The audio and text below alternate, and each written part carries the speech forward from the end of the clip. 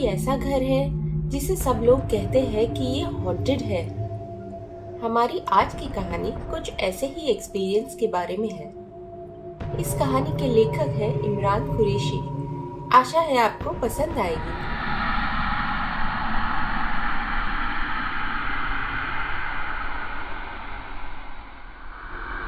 हाय, मेरा नाम राजीव है।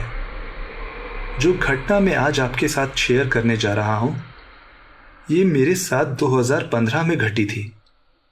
नोएडा में मेरी एक अच्छी जॉब लगी थी और मुझे वहां स्टे करने के लिए एक घर की जरूरत थी। मैं वहां नया था, इसलिए मेरे ऑफिस में मेरे साथ काम करने वाले इश्मित ने मुझे एक बिल्डिंग में फ्लैट दिलवाया। मेरी आदत थी कि रात को हमेशा डिनर करने के बाद मैं बालकनी में हवा खाने चला जाता था। उस दिन भी मैं हमेशा की तरह डिनर करके बालकनी में जाके खड़ा हो गया।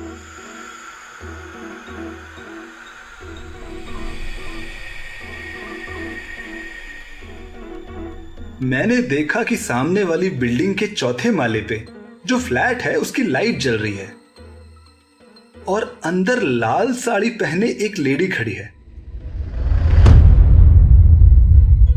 अभी मैं उसका चेहरा देख नहीं पाया था, लेकिन उसकी कद काठी से इतना जरूर नजर आ रहा था कि उसकी उम्र 25-26 साल रही होगी। अचानक से वो बालकनी की तरफ पलटी और मुझसे पहली बार उसकी नजरें मिली। वो दिखने में बहुत ही खूबसूरत थी। मेरी पूरी बिल्डिंग में मैंने उसके जैसी खूबसूरत लड़की अभी तक नहीं देखी थी। उसके पहनावे से और माथे पर लगी बिंदी से मुझे यह तो कंफर्म हो गया था कि वो शादीशुदा है। लेकिन फिर भी पता नहीं क्यों जब उससे मेरी नजरें मिली तो मैं उसको एकटक देखता ही रहा।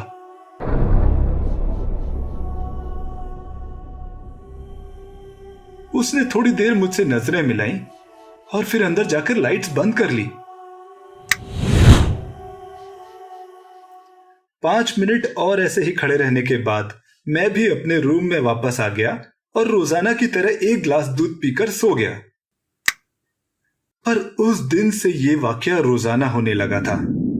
जैसे ही मैं बालकनी में खड़ा होता था, उसी टाइम वो भी अपने घर की बालकनी में आकर खड़ी हो जाया करती थी। लेकिन एक बात बहुत ही अजीब थी। उसके घर की लाइट सिर्फ उसी टाइम खुला करती थी जब मैं बालकनी में खड़ा होता था, और फिर जैसे ही वो अंदर जाती थी लाइट्स बंद हो जाती थी।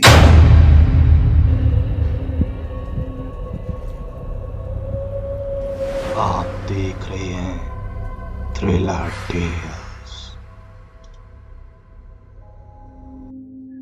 जब इस तरह 4-5 दिन गुजर गए तो मैंने अपने दोस्त इश्मित को कॉल लगाया।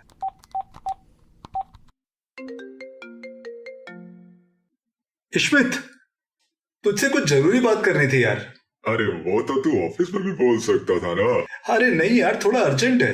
अच्छा, बोल क्या बात है। यार, जिस बिल्डिंग में तूने मुझे फ्लैट दिलवाया है उसके ठीक सामने वाली बिल्डिंग में तू बात कर सकता है क्या? तू किस बिल्डिंग की बात कर रहा है? अरे मेरी बिल्डिंग के ठीक सामने वाली बिल्डिंग। ओ भाई, उस बिल्डिंग को बंद हुए तो 1 साल हो गया। उसके फ्लैट में एक कपल की लाश मिली थी। पति ने ही अपनी पत्नी को मारा था, ये तो पुलिस ने पता लगा लिया था, लेकिन पति को किसने मारा और ये बात किसी को समझ में नहीं आई।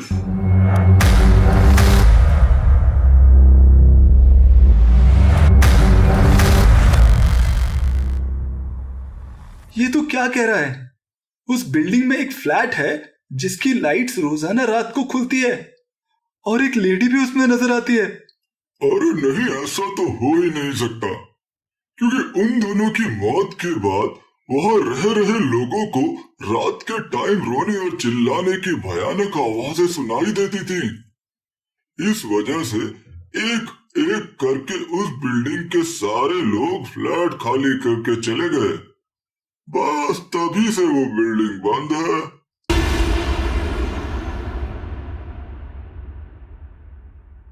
इश्मित की बात सुनकर मेरा दिमाग घूम चुका था। मैंने कॉल कट किया और सोचने लगा, अगर वो बिल्डिंग बंद है तो फिर उस घर की लाइट्स कैसे खुल जाती है? और वो लेडी कौन है? डिनर के बाद मैं बालकनी में जाकर खड़ा हो गया। उस दिन भी थोड़ा देर खड़ा रहने के बाद उसके फ्लैट की लाइट्स ऑन हुई। मैंने देखा कि आज वो काली साड़ी में खड़ी है। आज वो और भी ज्यादा खूबसूरत नजर आ रही थी। तभी मैंने देखा कि एक आदमी जो लगभग मेरी उम्र का था उसके सामने आकर खड़ा हो गया। वो एक दूसरे से बात करने लगे। वो क्या बात कर रहे थे वो तो मैं सुन नहीं सकता था, लेकिन देखने में ऐसा लग रहा था कि शायद वो झगड़ा कर रहे हैं। शायद ये इसका हस्बैंड है, लेकिन इतने दिनों से ये कहां था? मैंने देखा कि उस आदमी ने उस लेडी को 2 थप्पड़ लगाए और फिर उसे धक्का देकर जमीन पर गिरा दिया। फिर मैं ये देख के चौंक पड़ा कि उस आदमी ने टेबल से चाकू उठाया और उस लेडी की तरफ बढ़ने लगा। ये देखते हुए मेरा गला सूखने लगा था। अब आगे क्या होने वाला था?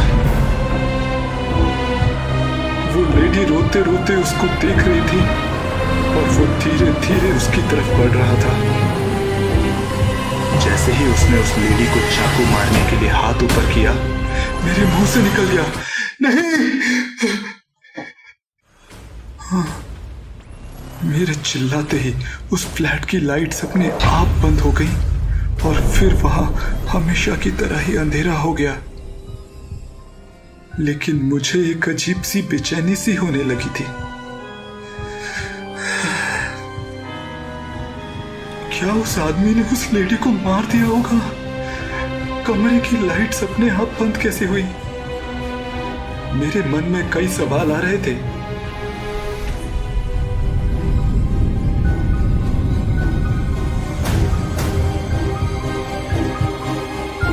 मैं जल्दी से अपने घर से निकलकर नीचे गया।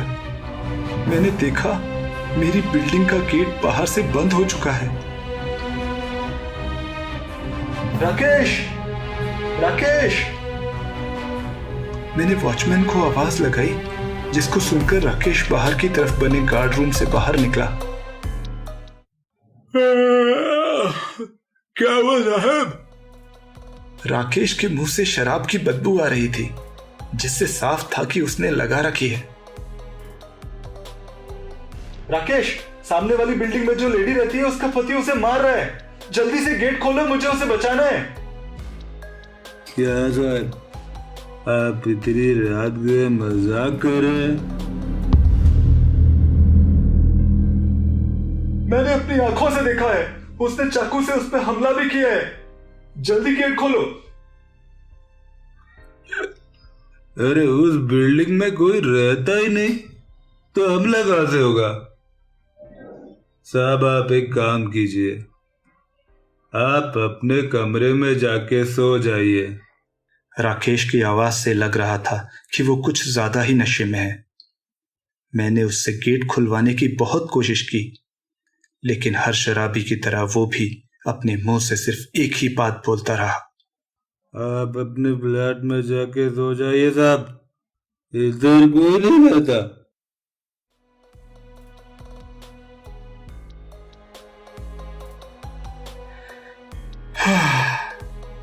आखिरकार उससे हार कर मैं वापस अपने फ्लैट में गया और बेडरूम में जाकर कुर्सी पर बैठ गया।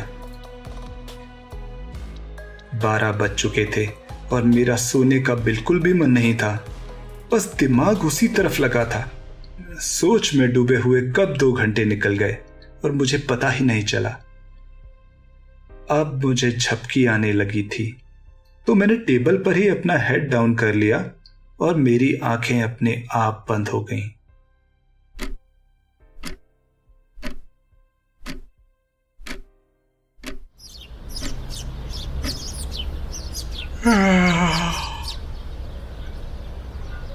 फिर जब सुबह मेरी आंख खुली तो मैंने देखा कि 10:05 ऑलरेडी हो चुके हैं और मोबाइल पर बॉस की 3 मिस कॉल भी आ चुकी हैं।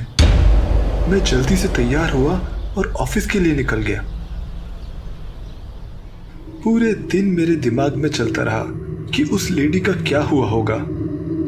जब मैं रात को घर पहुंचा तो फिर से डिनर के बाद हमेशा की तरह बालकनी में जाके खड़ा हो गया।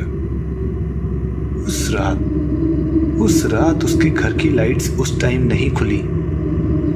फिर मैं थोड़ी थोड़ी देर बाद बालकनी में झांक कर देखने लगा कि कब वो नजर आएगी।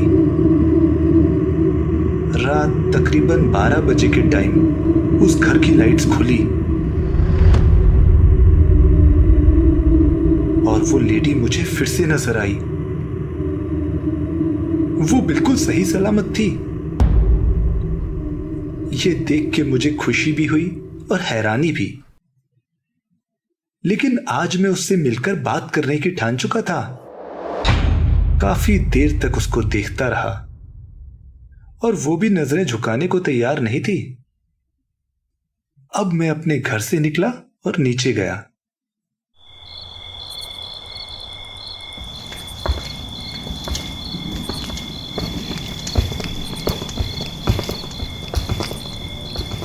मैंने देखा कि गेट बंद है और राकेश भी नजर नहीं आ रहा। शायद वो गार्ड रूम के अंदर होगा। मौका देखकर मैं साइड की दीवार पर चढ़ा और दूसरी साइड से नीचे उतर गया। उसके बाद मैं बिल्डिंग पर गया तो वहां भी कोई गार्ड नजर नहीं आया और गेट पर भी कोई ताला नहीं था। मैंने नीचे से देखा तो उस फ्लैट की लाइट्स अभी भी चालू थी। अब मैं सीधा बिल्डिंग के अंदर घुस गया और सीढ़ियों से होता हुआ चौथे माले पर पहुंचा।